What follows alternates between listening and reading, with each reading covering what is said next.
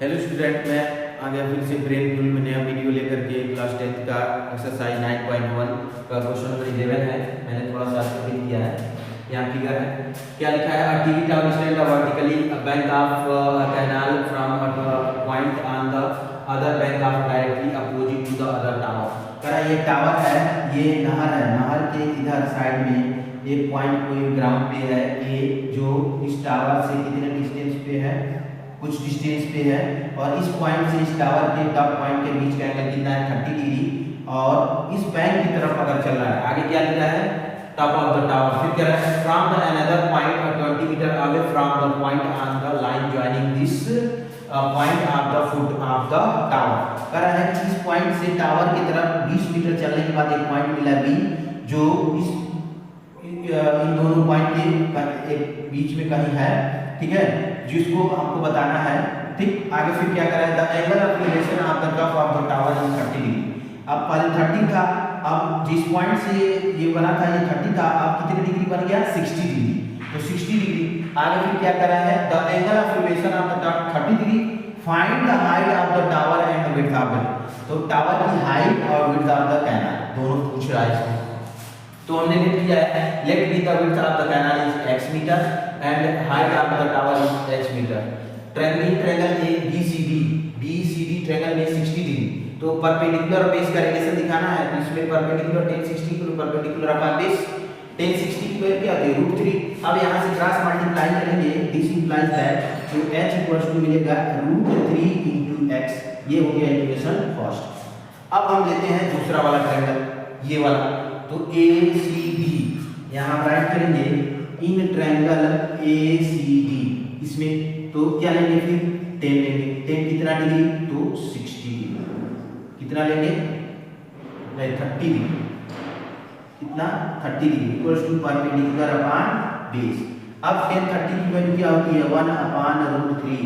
Perpendicular हमने h let किया है और बेस क्या होगा? 20 plus x।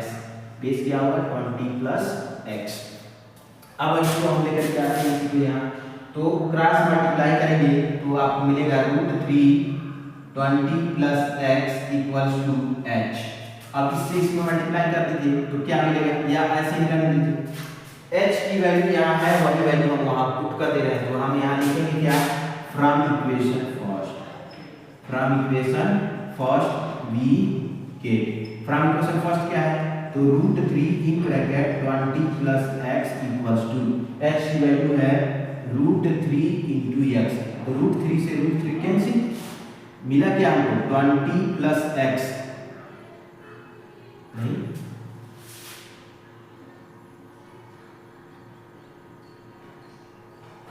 Plus x 1 upon h equals to √3।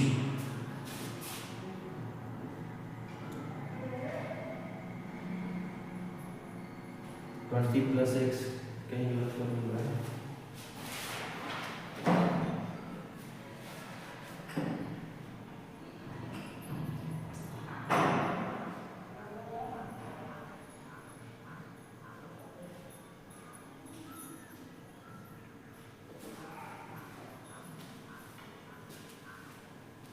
हाँ, यहाँ हम गलत किए हैं।